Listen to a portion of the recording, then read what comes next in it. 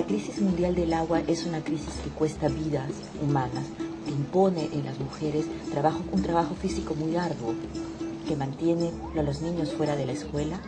Es por eso que en el informe nosotros decimos que si la comunidad internacional y si los gobiernos son verdaderamente serios para alcanzar los objetivos del milenio, tienen que ponerle fin a la crisis mundial del agua.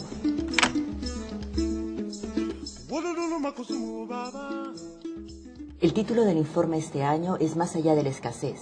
La crisis mundial del agua no está relacionada con la escasez, está relacionada con problemas de poder, gobernabilidad y la gestión de los recursos hídricos. El informe trata de enfatizar las desigualdades que existen en la distribución del agua entre los más ricos y los más pobres. No tener acceso al agua en su propia casa quiere decir que tiene usted que cargar el agua, 20 kilos de agua, por largas distancias para poder satisfacer las necesidades de su familia. Quiere decir que usted no es capaz de aplacar su sed, que no se puede asegurar la salud de los niños. Básicamente, no se puede llevar una vida digna.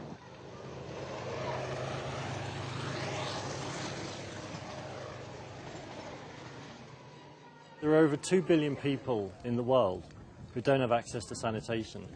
But actually, it wasn't really till I stood here that I understood what that means. What we've got here is a toilet for 71,000 people. These are plastic bags that are full of human excrement.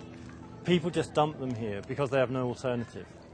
When it rains, this whole hillside of human excrement and plastic bags floods, come straight down this hill into this residential area down here.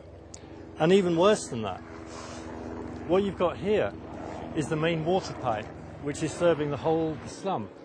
This water pipe is completely covered with human excrement.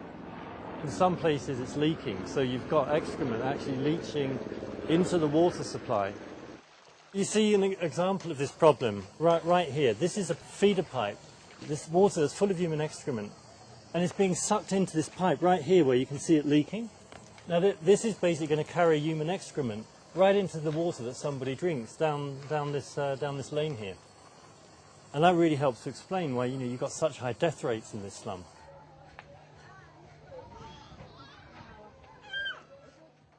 Kila mtu anatupa uchafu hapo. Sasa hewa yote inaingia kwa nyumba.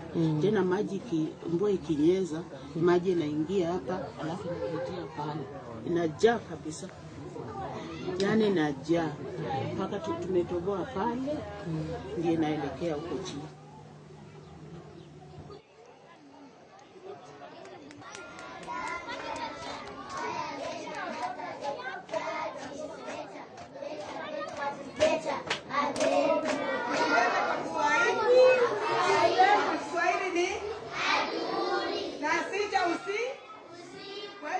We were just told by one of the teachers that it's not unusual for 10, in a class of 26 children, it's not unusual for 10 of them to be absent because of problems with diarrhea. I think this demonstrates as powerfully as anything you can think of the links between what happens in water and sanitation and what happens in education. What sort of opportunities in life do these kids have?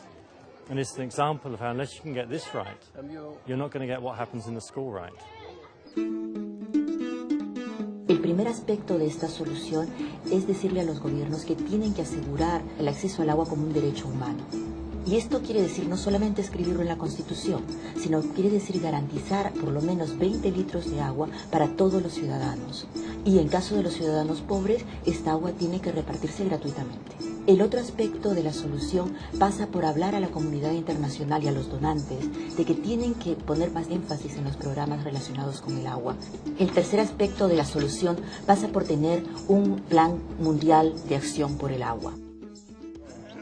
Si somos serios y verdaderamente queremos poner fin a la crisis del agua, tenemos que establecer partenariados internacionales. 200 years ago, you had child death rates in cities like New York and Chicago and Paris and London and Manchester that were just as bad as you got in Kibera today.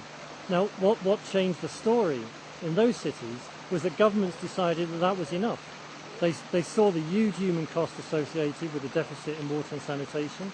They saw the damage that it was doing for economic growth, for productivity, and they did something about it. And what we need to see is governments in Africa, in the developing world, and in rich countries doing something about this now. This really has to end tomorrow.